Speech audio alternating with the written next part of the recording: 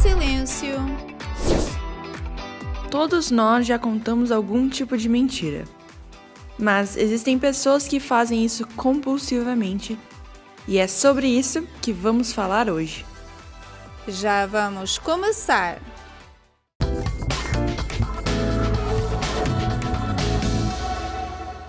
Olá, sejam bem-vindos a mais um programa Rompendo o Silêncio. Eu gostaria de perguntar a você gosta de contar uma mentirinha de vez em quando?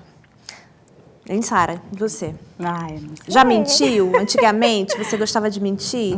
Contava uma mentirinha na assim? escola, quem não, né? Hoje o tema de hoje vai muito além de mentiras comuns e quaisquer. Vai sobre mitomania. Vai ser sobre mitomania. Já ouviu falar nessa palavra antes? Eu, pessoalmente, já ouvi falar, mas hoje a gente vai introduzir mais nesse tema. A gente vai aprender com os nossos especialistas como ajudar o mitoma, como se identificar se você aí que nos está assistindo é um mitomaníaco. Ou seja, nós temos muita informação no programa de hoje. Então, não sai daí. A gente vai na nossa primeira matéria e a gente já volta. Querer ser admirado ou chamar atenção a todo custo pode levar as pessoas a inventar histórias falsas. Aqueles que persistem nesse comportamento podem se tornar mitomanos, indivíduos que mentem constantemente como um mecanismo para lidar com os altos e baixos de suas próprias vidas. Embora mentir não represente um problema para o mitomano em si, causa desconfiança nas pessoas ao seu redor. Mas como podemos identificar um mitomano? Eles são narcisistas, constantemente se gabam e em todas as suas histórias são sempre os heróis ou as vítimas, e essa atitude é uma fachada para encobrir suas inseguranças e feridas emocionais decorrentes de sua baixa autoestima. Eles são bombásticos, usando um discurso empolgante e exagerado, detalhando suas histórias para gerar mais admiração e expectativa nas pessoas. No entanto, suas narrativas podem ser incoerentes, pois nem tudo que contam é acreditável. São fantasiosos, criam um mundo de acordo com suas vontades, como uma criança que não aceita sua própria realidade. Por esses motivos, o comportamento do mitomano é tratado como um distúrbio psicológico. E somente um especialista pode ajudar a descobrir formas de lidar com o sofrimento que buscam esconder por trás de todas as suas mentiras. É importante lembrar que o comportamento de um mitomano não deve ser encarado com julgamento ou desprezo. Essas pessoas geralmente estão lidando com suas próprias batalhas internas e podem precisar de compaixão e apoio para buscar ajuda profissional. O tratamento adequado pode ajudar o mitomano a desenvolver uma relação mais saudável com a verdade, a construir autoestima genuína e a encontrar maneiras mais saudáveis de lidar com suas emoções e experiências.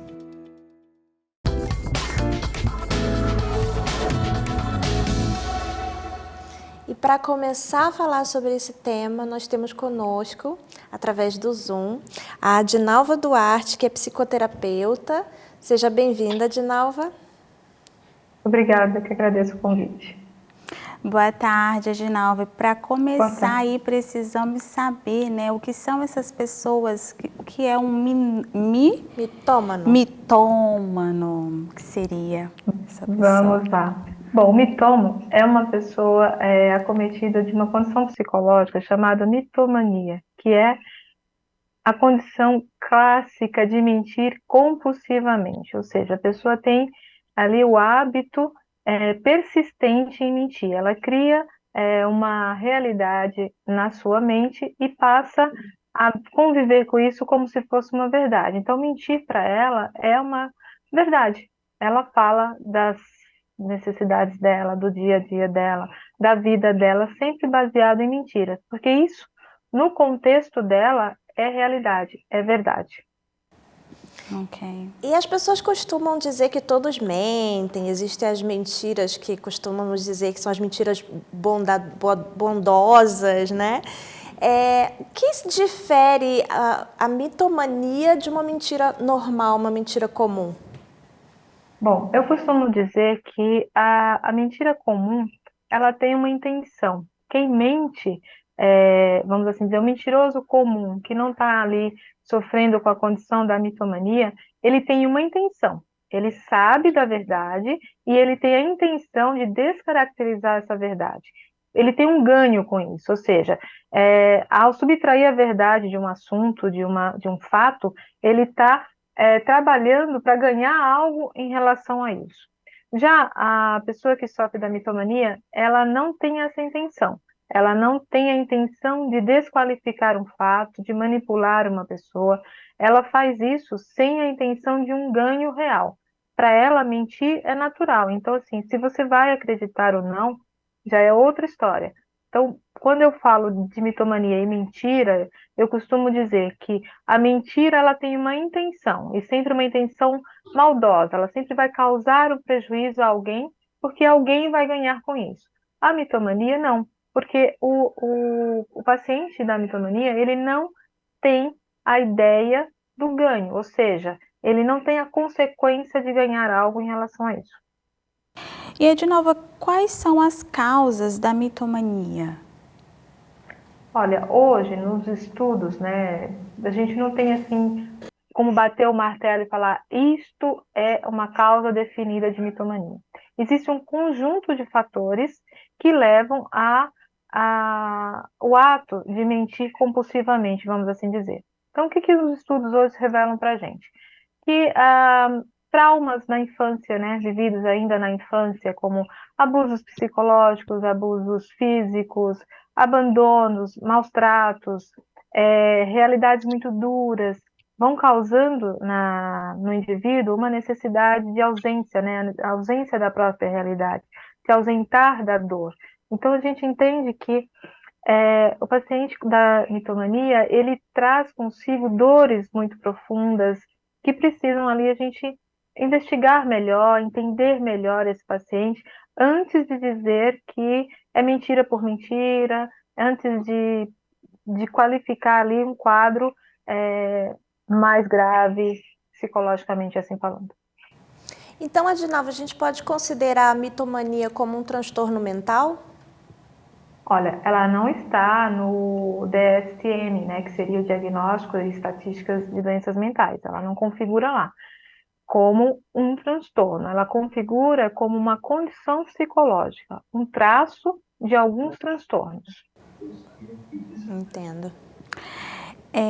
E então, eu acho que já respondeu a então minha próxima pergunta. Ela Sim. não é caracterizada como um transtorno mental. Não, ela configura como sintomas de alguns transtornos, como bipolaridade, narcisismo, até o borderline. Tem alguns estudos aí olhando nesse caminho. Mas transtorno em si a gente não pode afirmar que ela é um transtorno, mas sim uma condição psicológica. Pode ser considerada também como uma maneira de se defender de uma pessoa que tem uma autoestima muito baixa e ela fica tentando inventar uma vida mais interessante e acaba caindo nessa mania de mentir? Olha, dentro da minha experiência clínica, né, da minha experiência aqui em consultório, geralmente as pessoas com baixa autoestima, elas desenvolvem um quadro de mentira, assim. Mas a gente também não pode afirmar que toda pessoa com baixa estima tenha esse quadro. Mas a gente pode observar que demora-se um pouco mais para que essa pessoa se coloque de uma forma mais realista, né? Geralmente ela vai trazer um quadro de antissocial, ela vai evitar muitas pessoas, ela vai evitar situações onde ela possa ser mais exposta, ela vai ter comportamentos que vai mostrando para você que há uma verdade que está silenciada ali, que está calada. E, Edinalva, você trata pessoas, né, que apresentam esses sintomas de mitomania? Eu trato através do viés da dependência emocional. Mas quando é um quadro onde isso é compulsivo e isso afeta a realidade do paciente no dia a dia, em todas as suas relações, eu costumo indicar a terapia comportamental cognitiva. Ela tem efeitos mais fortes dentro do quadro. Eficientes. Agora, Adinalva, perdão. Adinalva, eu convivi com uma pessoa que parecia ter esse transtorno por muito tempo e ao que me parecia é que ela acreditava nas próprias mentiras. É possível isso acontecer? O mitômano, ele acredita nas próprias mentiras? Por isso ele se torna um mitômano, porque ele acredita no que ele cria. Ele cria uma realidade paralela e isso para ele é verdade absoluta. Então ele não te conta essa mentira para que você seja manipulada por ele ou com uma intenção de ganhar algo. Ele conta essa mentira porque é a verdade dele.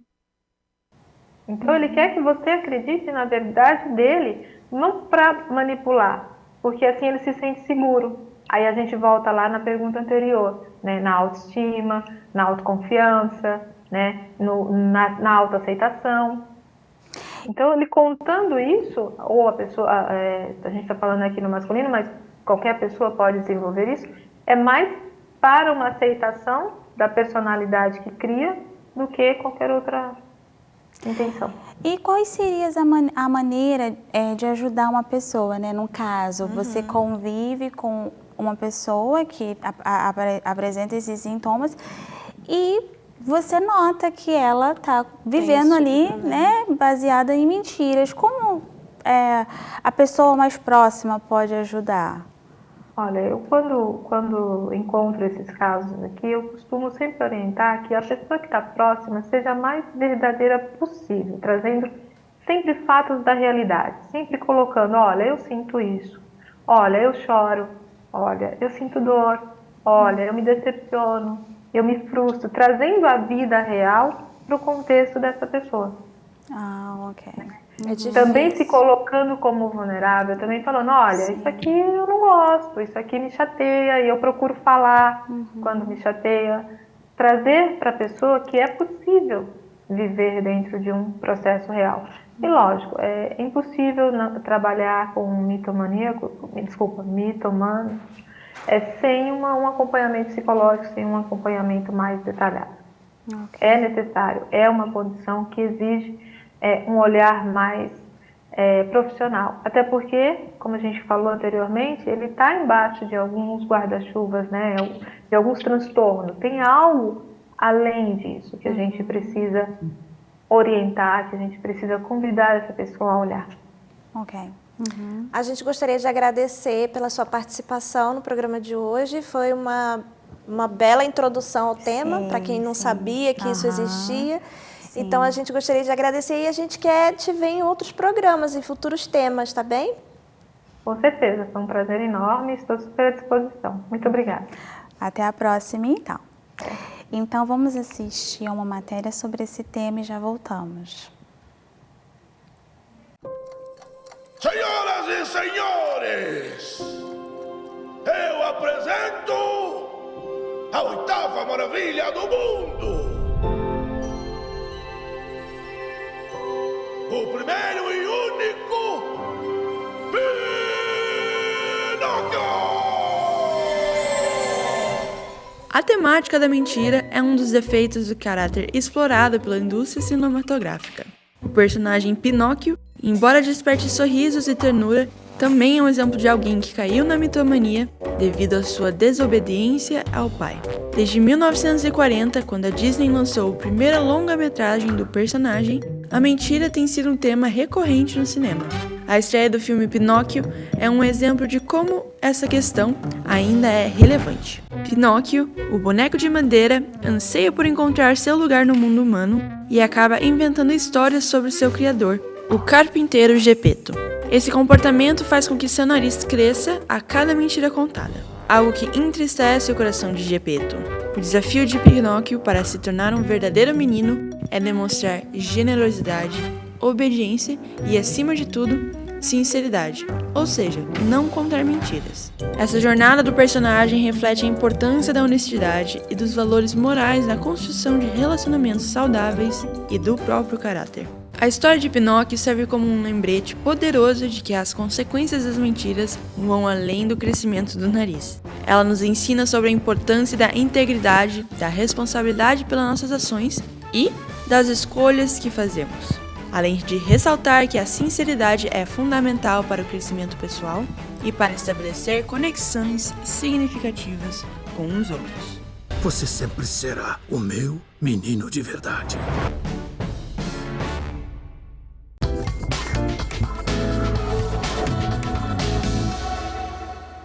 E já estamos de volta, e para continuar com esse tema, nós também temos pelo Zoom o Diego Candeloro Falco, que é psicólogo clínico, professor de pós-graduação e criador de conteúdo digital. Seja bem-vindo, Diego. Eu falei o seu sobrenome certo? É Candeloro. Candeloro, ok. Seja bem-vindo. Obrigado pelo convite. E nós já temos uma pergunta para você. Quais são as características de uma pessoa mitomaníaca, de um mitômano?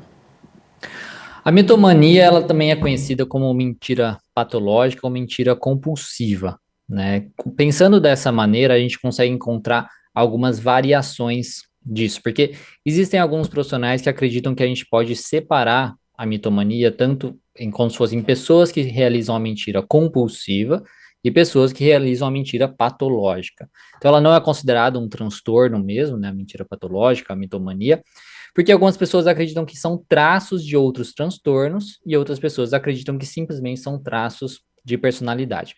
Quando a gente pensa na questão da mentira compulsiva, seria o mentiroso que faz isso de forma compulsiva, né? Sem motivo aparente para fazer isso, podendo aí, pode nem mesmo saber que ele está fazendo isso, perceber que ele está fazendo isso, ele acaba caindo num ciclo de mentira que pode se tornar aí o seu modo padrão de funcionamento, né? Pode começar por conta de pensamentos obsessivos que ele tenha, no sentido que se ele não fizer isso, alguma coisa ruim vai acontecer com ele, por exemplo, ou por experiências da sua vida também que estimulam ele a mentir e sair de situações, para sair de situações negativas e evitar algum sofrimento emocional. Então, basicamente são indivíduos que podem possuir realmente uma baixa autoestima, um falso senso aí de identidade e quererem mentir de forma patológica para que os outros vejam eles de forma aí mais positiva. E acabam inventando coisas para querendo não parecer um pouco melhor, para sua vida ser um pouco mais colorida, né? Vamos colocar assim. Então, a característica é uma mentira basicamente excessiva, né? É um famoso aí contador de histórias, que pode ser considerado aí uma coisa de enfeitar, uma maneira de enfeitar a realidade. E algumas pessoas nem consideram isso uma coisa negativa, né? Simplesmente, eu só faço isso para deixar a história mais bonita, mais atraente, né? Coisas nesse sentido.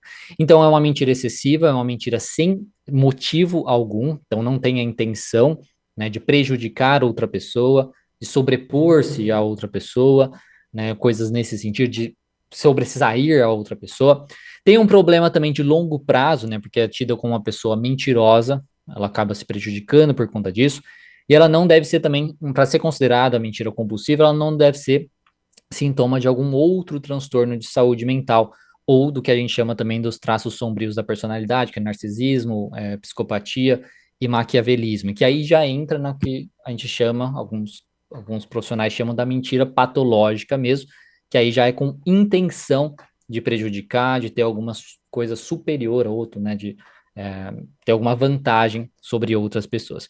E também acontece em todos os contextos, né, para a gente considerar que a mentira é patológica ou compulsiva, tem que acontecer de forma geral na vida da pessoa e não só em alguma coisa específica. E tendem a ser pessoas um pouco mais inseguras por ter medo de revelar alguma coisa, né, de falar a verdade e tudo mais, e ter algum prejuízo também por conta disso, né. Oi, Diego. E quais são os desafios de conviver com um mitônamo?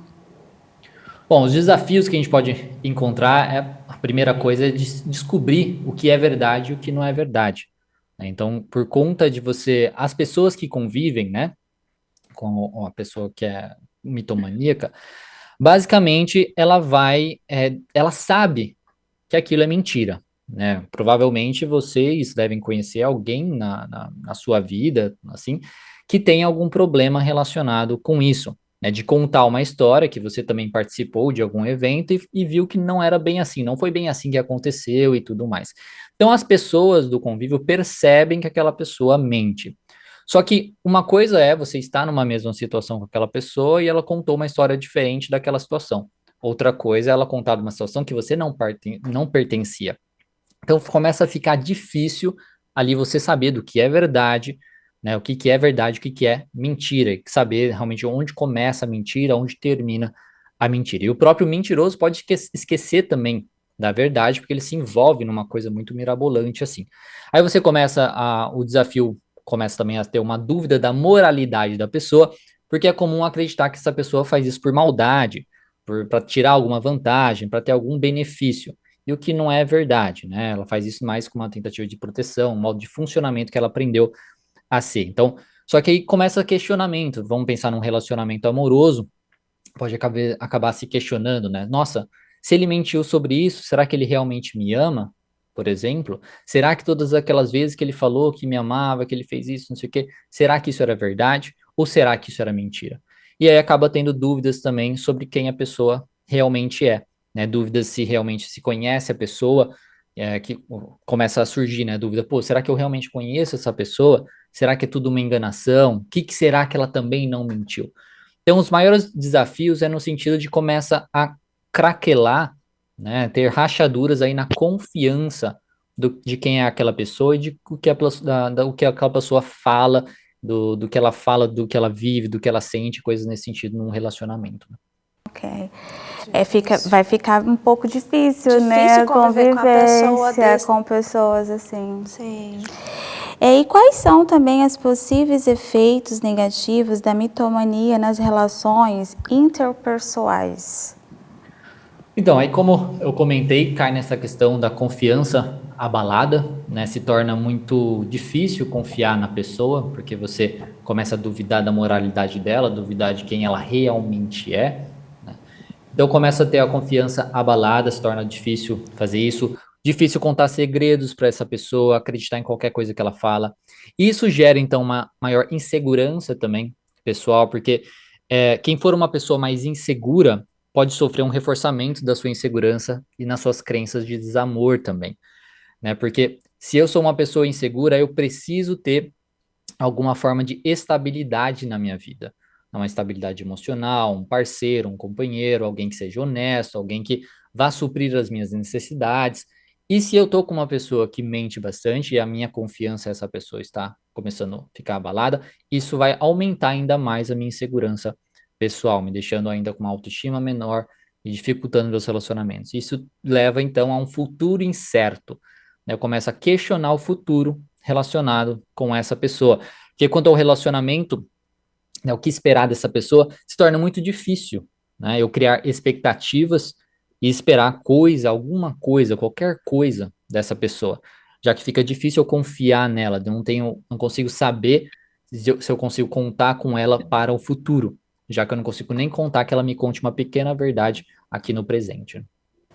Sim, e é difícil, como você falou, confiar na pessoa, e eu acho que a pessoa que mente, Sara, também, ela acaba ficando muito sozinha, porque as pessoas ao redor vão percebendo essa mania dela e essa quebra da confiança acaba deixando a pessoa isolada, né, Diego? Então, o que você recomendaria para os familiares? Porque eu já convivi com uma pessoa mitômana e eu tentei ajudar de todas as maneiras, e a maneira que eu encontrei na época, talvez por falta de maturidade, foi me afastar.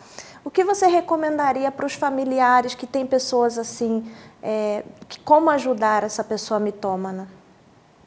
A primeira coisa é tentar, né, ficar calmo com isso, porque, como já foi dito, né, o mentiroso compulsivo ele faz isso de uma forma espontânea, né, e por ter desenvolvido um padrão de funcionamento negativo, né, então ele não faz isso porque ele quer fazer, porque todos nós temos modo de funcionar, né, um modo de funcionar que para nos protegermos das nossas crenças a respeito de nós mesmos, do mundo e tal.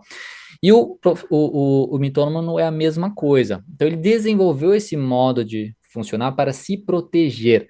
Então, ele não faz isso na maldade, de maneira mal intencionada. Então, não tem nada a ver com você. Então, é importante que se permaneça calmo para não personalizar esse problema. Para se você quiser ajudar essa pessoa. Depois, é não se envolver com as mentiras, não é só porque você percebe que é um problema na pessoa e tal, que você vai se envolver com a mentira dela.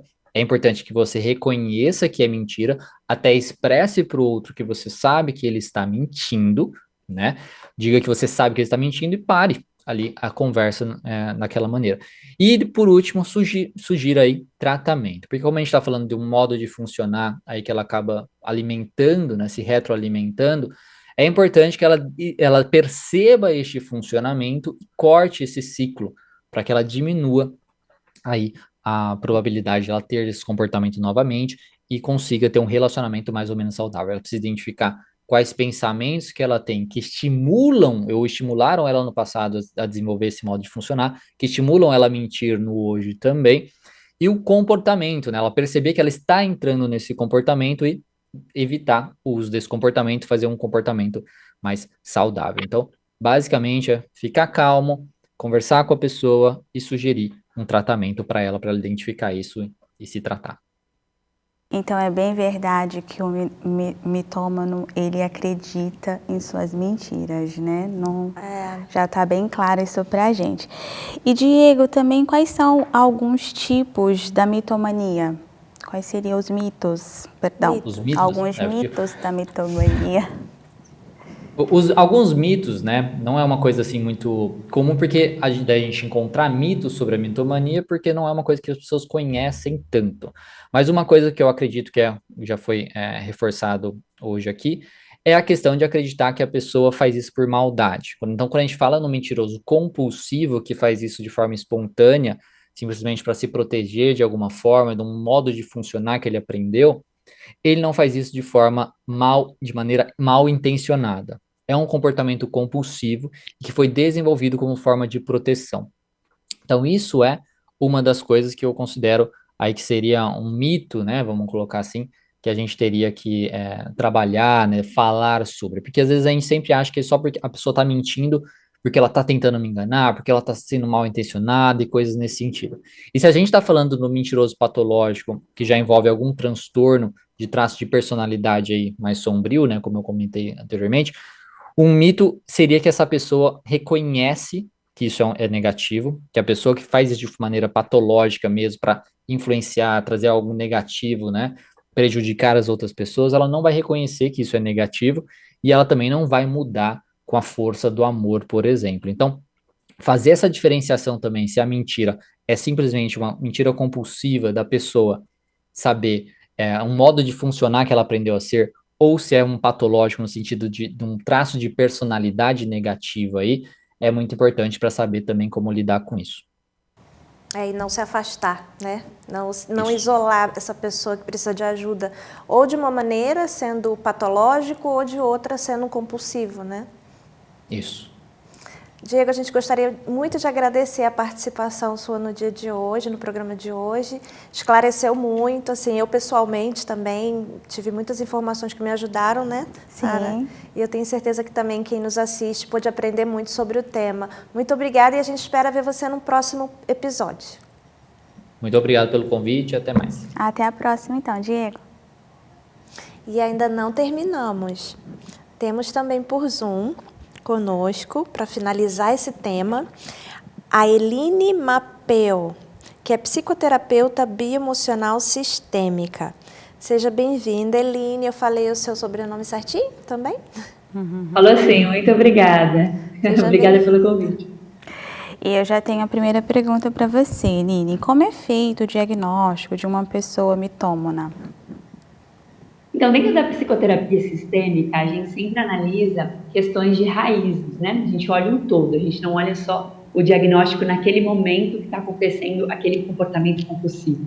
Então, a gente olha qual foi a raiz que gerou aquilo, né? O que em sua família ou em sua infância que fez com que um trauma trouxesse com que a pessoa tivesse esse escape da realidade. Então, a gente olha sempre todos os, lógico, os nossos comportamentos, o comportamento compulsivo, ele é a principal, o que traz, né, mesmo que a gente procure esse diagnóstico. Além disso, qual é a raiz que levou essa pessoa a fazer esse tal comportamento? Além disso, a pessoa, ela mente compulsivamente, ela acredita nas histórias dela e ela não sente culpa. Então, esse seria um fator muito importante para diagnosticar isso. Porque a maioria das pessoas, elas sentem muita culpa ao mentir. Nós não fomos feitos para mentir, né? O nosso organismo, ele nos protege disso.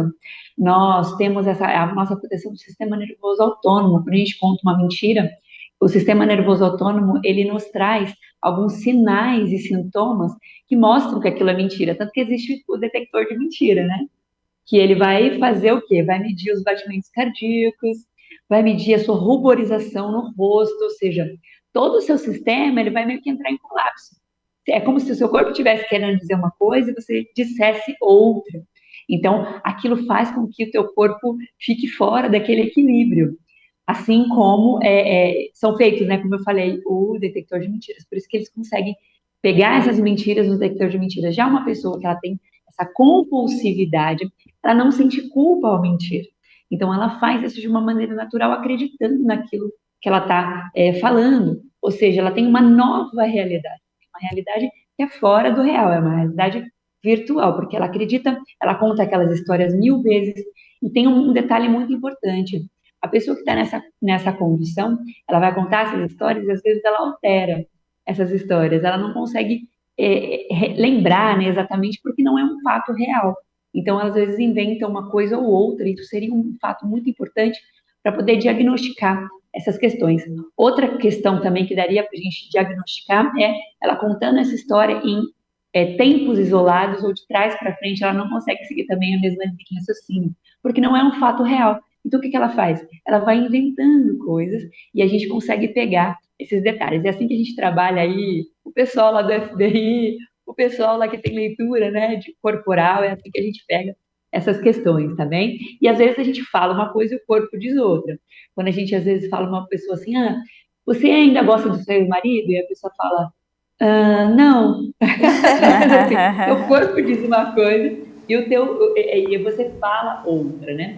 Então, e nós temos alguns testes para fazer. Vou até, inclusive, pedir a Sara a participação dela. A Sara, né?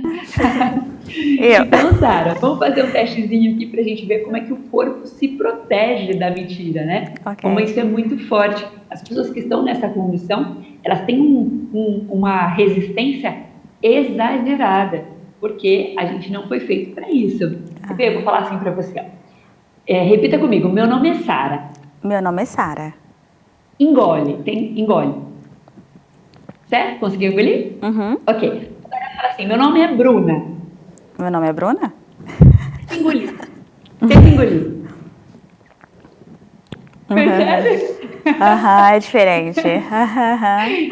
Sim. Esse teste é muito legal para dizer como o corpo colapsa quando que a gente não consegue mentir. Quando a gente vai mentir, é toda uma preparação emocional para o corpo poder reagir a isso, certo? Sim. Então, assim, pessoas que estão nessa condição, elas realmente têm um preparo e uma condição aí muito profunda para ela conseguir fazer isso de uma maneira muito leve e acreditando em tudo aquilo que ela fala, né? Porque ela acredita, aí o corpo ele já não se protege tanto, percebe? Quando a gente não acredita, a gente tem essa proteção. E é esse testezinho que eu acabei de fazer com você. Ok. Legal, e foi difícil de engolir mesmo? Foi. Então é difícil de engolir a mentira. Interessante, né? O corpo colapsa. É verdade.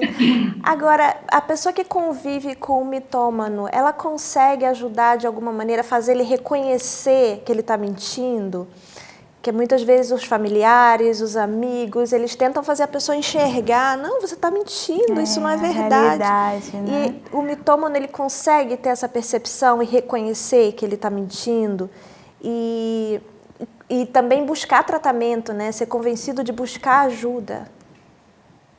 Na verdade, assim, enquanto ele está convencido daquelas mentiras, ou seja, ele está numa realidade fora do real, ele vai acreditar que é tudo certo, ele não vai acreditar que aquilo é um problema, tá? Então, a primeira coisa que a gente precisa mostrar para essas pessoas são as consequências que ela tem com esses atos, tá certo? Então, uma pessoa que está nesse tipo de compulsão, e toda compulsão, ela é uma falta, tá? Então, eu preciso também diagnosticar qual foi a falta que essa pessoa teve, né? Qual é a raiz dessa questão? Por que ele começou a desenvolver isso, principalmente na questão da primeira infância, tá? No momento da primeira infância. Ela teve alguns traumas aí muito fortes que levaram ela a fugir da realidade. Então, é muito difícil você chegar e ela não está ali querendo ajuda e tentar convencer aquela pessoa de que ela está errada. É como se fosse qualquer outra compulsão. Ela não vai acreditar que ela não precise daquilo, ela vai continuar fazendo sem culpa, porque ela acha que aquilo é um escape da realidade, aquele escape da realidade está trazendo algum. É como se fosse uma proteção mesmo, tá? É uma proteção. Então, é muito difícil você ajudar uma pessoa sem ela querer ajuda. A primeira lei da ajuda, o primeiro princípio da ajuda, né, a gente usa nas leis sistêmicas, é você precisa querer ajuda para ser ajudado. Eu não consigo ajudar uma pessoa que não quer ser ajudada. Por exemplo, vamos colocar aqui como exemplo um adicto, tá certo? Já experimentou internar um adicto? A força, a compulsão, o que acontece? Ele acaba fugindo, ele não está ali aberto para um tratamento. Então, a pessoa ela precisa, primeiro que um profissional mostre as consequências do que aquilo pode afetar a vida dela. A pessoa só muda a partir de consequências, tá? Então, enquanto ela não tiver consequências drásticas, né, na vida dela, ela não adianta que não tem que convencê-la, a não ser que ela queira buscar ajuda por ver que isso está prejudicando a vida dela de maneira muito intensa. Agora você nos mostrou através desse teste que você fez com a Sara, né, que também é uma maneira de diagnosticar, e você também estava comentando que existem maneiras de diagnosticar, que até o FBI Sim. usa, tem. Agora, como é feito o tratamento? Existem abordagens terapêuticas realmente eficazes para os mitômanos? Sim, várias abordagens terapêuticas, elas são muito eficazes, né? Assim como meus colegas falaram anteriormente, são de abordagens terapêuticas diferentes da minha e são muito eficazes, principalmente se a pessoa ela encontrar essa confiança, né, no profissional, tá? E ela conseguir se abrir e ela conseguir abrir o coração mesmo para esse tratamento. E principalmente terapias que vão buscar as raízes, né, da infância, ou seja, o que aconteceu daquela pessoa fugir da realidade dessa forma, a ponto de criar uma nova realidade dentro de si. Então, essa seria, acho que a principal, como começaria como profissional a tratar essa questão, né? O que foi tão grave assim para que essa pessoa fugisse da realidade, nesse ponto, de contar histórias, acreditar nessas próprias histórias e acreditar que essas histórias sejam reais. E sem tratamento, seria possível uma pessoa que ela vive, né, nessa mitomania se curar? Então, como toda compulsão, tá? Como eu falei, né, a compulsão ela é uma falta. Essa falta, ela vai sempre reverberar na vida da pessoa, se foi principalmente um trauma de infância, se isso não for tratado. Então, é muito difícil você conseguir sair dessa condição sem que um profissional te auxilie, tá? Então, em qualquer compulsão, a pessoa precisa estar com essa disponibilidade de ser tratada e estar com um acompanhamento profissional, tá? Não vou te dizer que é impossível, mas realmente é muito mais árduo o caminho, tá? Enfim, eu tenho tratado também pessoas com compulsões até em adictos, né, drogas, enfim. Existem pessoas que conseguem sair, mas é muito, muito, muito, muito, muito mesmo, muito mais difícil elas conseguirem sozinhas, tá? É quase colocar em porcentagem aí uma maioria esmagadora que não consegue sair dessas condições sozinha. Então, eu diria que sem tratamento é muito difícil. Melhor mesmo seria com O tratamento. uma pessoa, um acompanhamento, né? Sim. Essa pessoa se curar. Agora, essa pessoa que vive nessa realidade paralela, porque a realidade dela talvez seja dura, né? Como você falou, por causa de algum trauma da infância, ela quer colorir a vida dela, como outro especialista falou. Depois de tratada, como evitar dela voltar a cair nessa mania de mentir, nessa compulsividade? A primeira coisa que a pessoa vai ver, como eu falei anteriormente, né, é que as consequências para a vida dela estão sendo muito drásticas. Ou seja, ela continuar nesse comportamento está sendo muito mais danoso, muito mais nocivo para a vida dela do que conseguir pedir ajuda. Então, uma vez que ela peça ajuda, que ela consiga sair dessa condição, que ela consiga sair desse lodo, digamos assim, né, e aí passar para uma nova condição, voltar a isso, é importante que ela veja, poxa vida, será que vale a pena, né? Quais foram as condições que eu estava na época que eu estou agora? Quais são as consequências que eu estou colhendo por conta disso? Então, conscientizar a pessoa que voltar àquela fase vai ser algo muito nocivo para ela. Então, mostrar para ela que se ela voltar para aquela condição vai ser muito complicado, porque ela sair novamente. E principalmente as questões que ela vai vivendo no dia a dia, ou seja, a vida dela vai melhorando, os relacionamentos dela vão melhorando.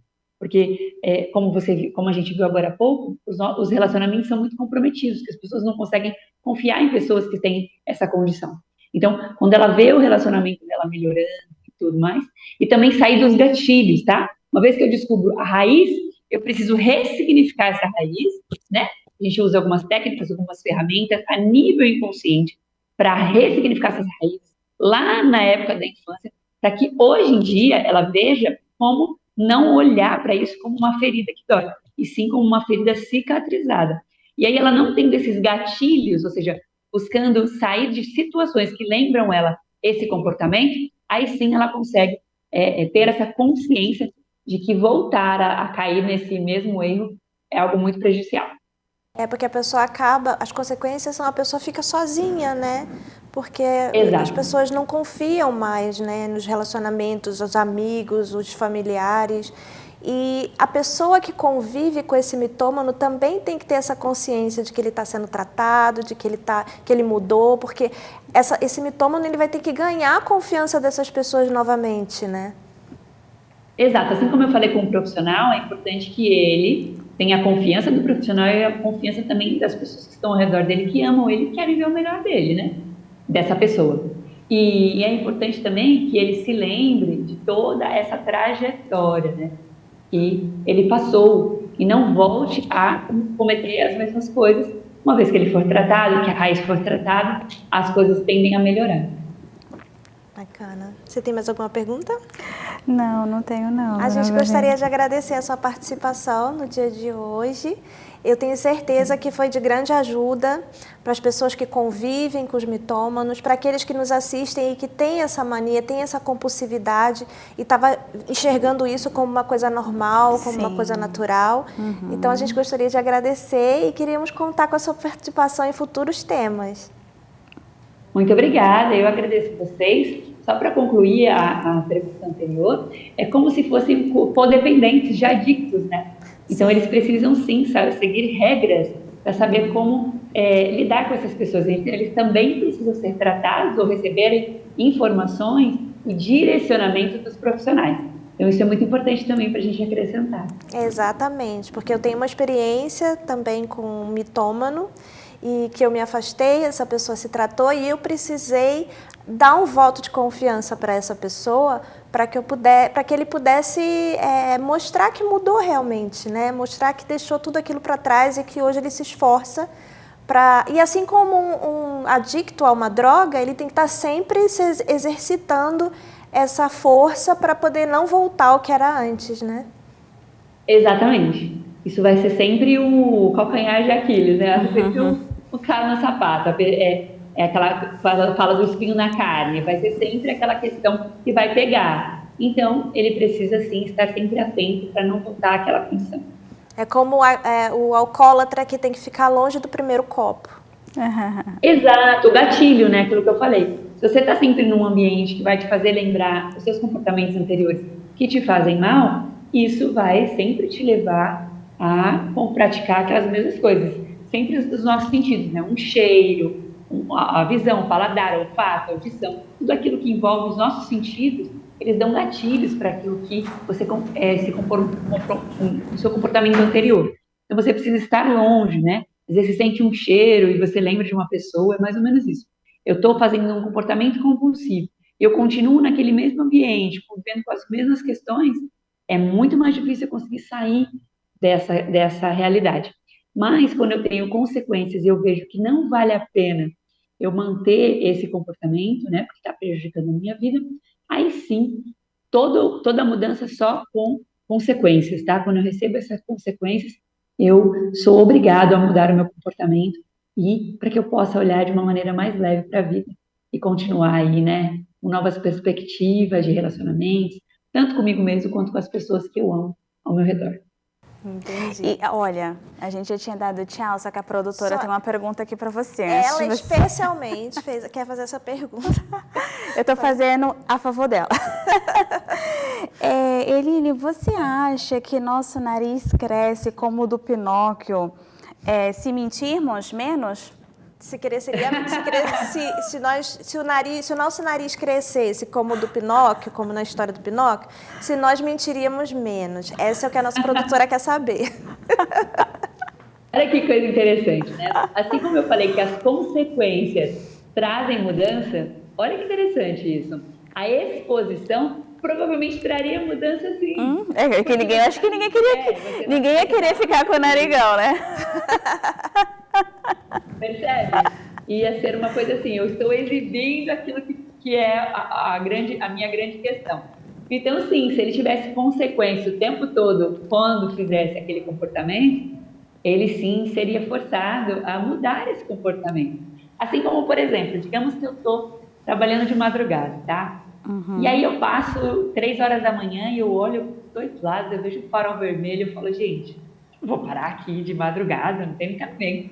Eu vou avançar esse farol. Chega na semana seguinte, o que eu recebo? Uma bela de uma multa. O que eu faço no dia seguinte, quando eu vejo aquele farol às 3 horas da manhã? A gente não vai passar. Porque eu tenho uma consequência, ou seja, aquela minha atitude, ela foi exposta. Certo? Certo. Então, talvez o nariz crescendo, com aquela atitude exposta e com uma consequência, muito provavelmente as pessoas mentiriam menos. Iam se controlar até na compulsividade. Faz todo sentido. Obrigada mais uma vez e a gente gostaria de verdade de poder contar com você em outros programas, tá bom? Com certeza, estarei à disposição. No aguardo para o que vocês precisarem. Se eu pude ajudar de alguma forma, eu agradeço. Tá bem. Tchau, Eline. Até uma próxima, então. Tchau, tchau.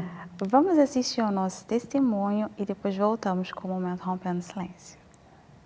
Meu nome é Francisco de Assis Santos Moura, sou pai do Eric. O Eric, ele nasceu, não nasceu na igreja, mas com poucos anos de idade a gente já estava na igreja já. Com uns 9 anos de idade, o Eric ia até tranquilo para a igreja, ia sossegado.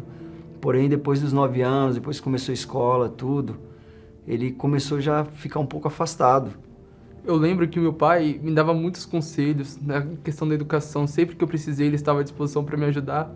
Porém, por conta até das amizades, eu via que, tipo assim, meus primos, eles eram mais velhos que eu. E eu queria fazer aquilo que meus primos faziam. Ir pra balada, usar droga, ficar com muitas meninas.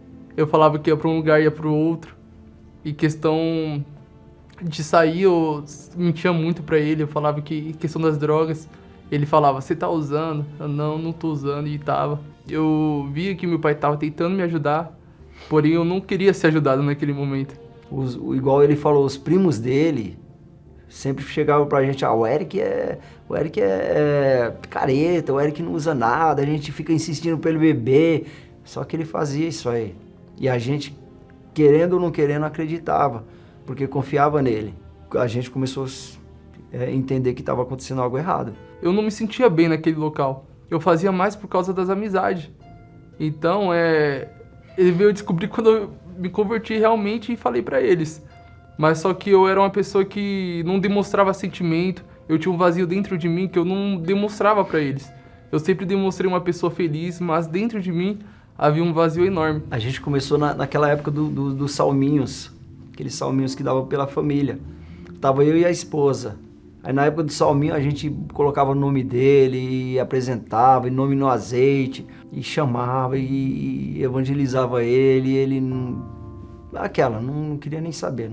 Não criticava, porém não queria nem saber de acompanhar a gente. E a gente foi na fé. Aí começou, já que no falar não estava resolvendo, a gente foi para o altar. Fogueira Santa, começamos nos propósitos, que propósito muita gente despreza, porém é muito importante, Deus não esquece. O nome que a gente coloca lá no altar, no azeite, Deus não esquece não. Pode não ser hoje, pode não ser amanhã, semana que vem, mas o nome está lá. Teve um momento que eu estava passando por um problema que estava até pensando em desistir, tipo, da minha vida. Eu nem demonstrava, mas só que tinha um vazio tão grande dentro de mim.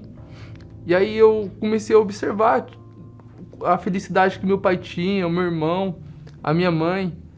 Eu queria conhecer aquela verdadeira felicidade.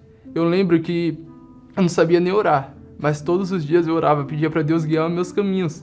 Aí, quando a gente foi ver, o Eric já estava se envolvendo com as coisas da igreja, já estava se envolvendo no Força Jovem. Quando a gente viu, já estava totalmente mudado. Eu queria encontrar aquela verdadeira felicidade que eles tinham também, aquela estrutura de vencer todos os obstáculos. Eu queria encontrar aquilo. Aí foi quando eu comecei a ir para a igreja, ir para Força Jovem com mais frequência. Foi um momento que eu me entreguei para Deus. Aconteceu o batismo nas águas e fui pegando firme a fé. Hoje eu sou uma pessoa totalmente diferente, com a verdadeira felicidade dentro de mim. Antigamente, aparentemente, com os olhares físicos, eu tinha tudo. Mas dentro de mim não tinha nada, eu tinha um vazio enorme. Hoje não, hoje é como se eu tivesse tudo e não precisasse de mais nada. E eu me libertei de tudo, eu me livrei de tudo e só o Espírito Santo agora me basta. Costumo falar que o amadurecimento do Eric na igreja, para Deus, foi muito rápido. Porque a gente via pessoas mais antigas que não tem o amadurecimento do Eric. Ele não busca o que o Eric busca hoje, né? Então, hoje é só felicidade, hoje é muito maravilhoso. A gente vê todo mundo no altar. Coisa de um propósito antigo, que a gente sempre falava, que eu e minha casa serviremos ao Senhor. Hoje o Eric é uma bênção. Em casa, hoje na verdade, é o mais paciente em casa. A gente vê o próprio Espírito Santo nele hoje. Quando eu vejo ele trabalhando com os jovens, trazendo os jovens para a igreja, aí eu fico muito feliz, porque deu resultado. Deu resultado o que a gente plantou lá atrás, né? O que o Eric é hoje. É gratificante, muito gratificante. Só tenho a agradecer a Deus. Não tem coisa melhor para a vida da gente. O que vier agora é lucro.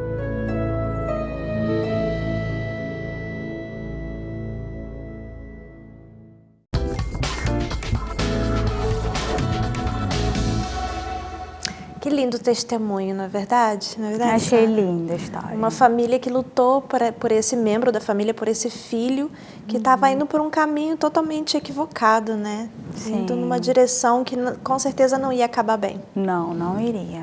E nós queríamos falar com as pessoas que nos assistem agora e que se identificaram com esse tema de hoje, por terem na família alguém assim, alguém que tem essa mania de mentir, que tem esse transtorno e que não consegue, você não consegue mais confiar nesse familiar, você não sente segurança nele, seja um filho, seja um marido. Talvez a sua relação amorosa, ela se desfez por tantas mentiras, né, Sara? Sim, Quantos do parceiro, casamentos né? não acabam por causa de mentiras?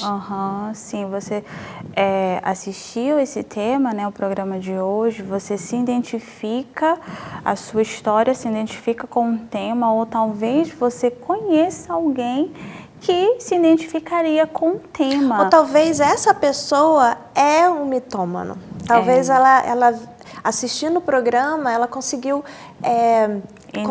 identificar que ela sofre disso. Uhum. E ela está sozinha, porque como nós vimos, né, com os especialistas, a consequência é a solidão.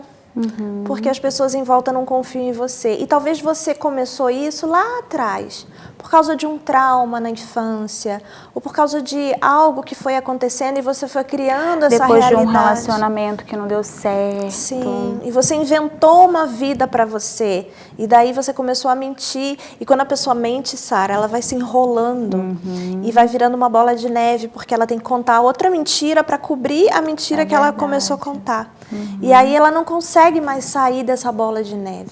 Saiba que sim, existe uma solução para curar o seu interior. Porque o que você precisa tratar é o seu interior. Existe uma ferida que ainda não está cicatrizada e que só Deus pode cicatrizar. Só Ele é capaz de sarar, né? Transformar isso numa cicatriz que, como a especialista falou, não vai doer mais, vai ser só uma cicatriz. E você não vai precisar ficar inventando uma vida, floreando, colorindo a sua vida. Porque com Deus a nossa vida é colorida, né? E você vai sentir alegria, né? Como o rapaz, ele falou, Sim. só o Espírito Santo para mim hoje basta. Então, independente se você tiver pessoas à sua volta ou se você estiver sozinho, você vai estar bem, porque o Espírito Santo será o suficiente para você. E é o que vamos fazer nesse instante, Sim. né? Vamos orar ao seu favor, favor. Depois iremos dar o endereço da nossa igreja e depois você também ficará livre para poder vir fazer sua corrente de oração, o tratamento espiritual, né? Porque, curar o seu como interior. Acompanhamos durante o programa, que há tratamentos de maneira que você pode fazer fisicamente para você se curar com acompanhamentos de profissionais. Também temos na igreja tratamentos espirituais com pessoas também que são aptas para poder te ajudar a passar por essa situação, né? Então, nesse instante, queremos orar por você, convidamos você a fechar os seus olhos.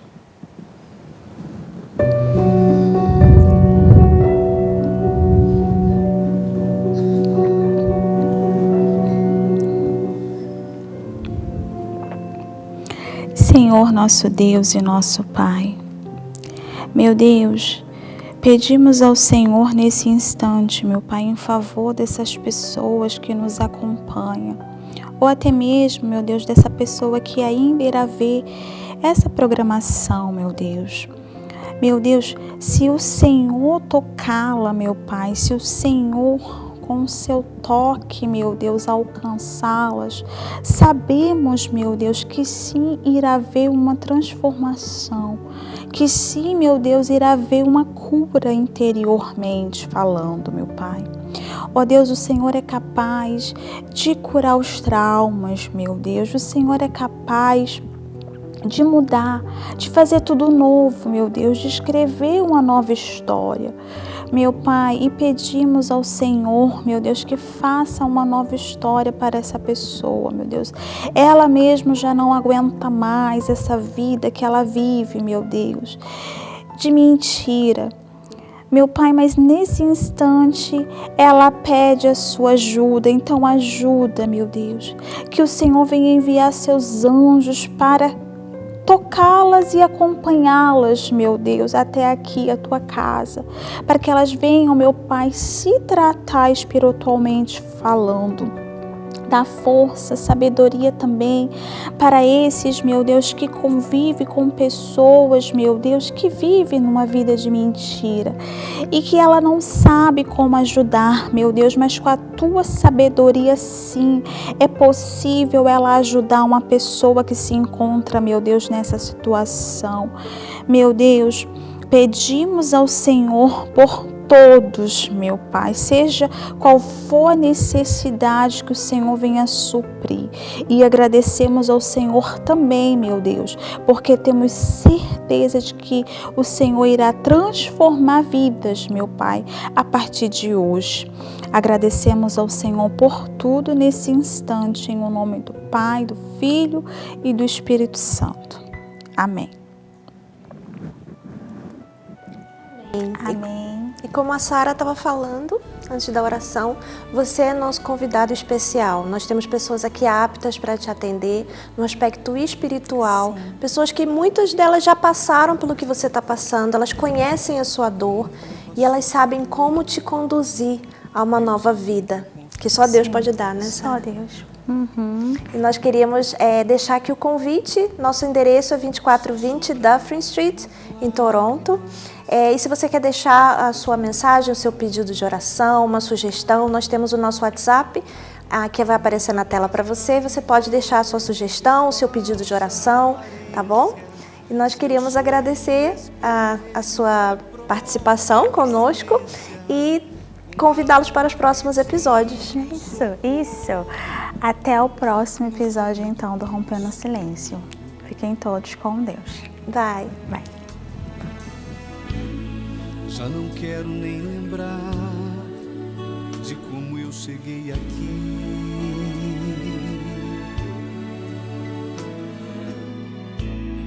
Desacreditado da vida, só pensando no meu fim.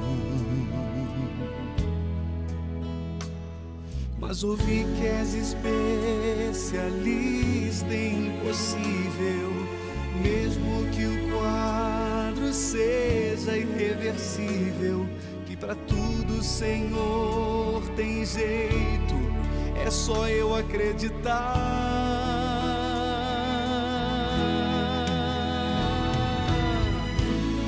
eu fui abandonado pela vida, abandonado e sem saída, comendo as migalhas que outros dão, como um pequenino cão. Só que eu descobri que Deus me ama. Nesse altar eu percebi que eu sou alguém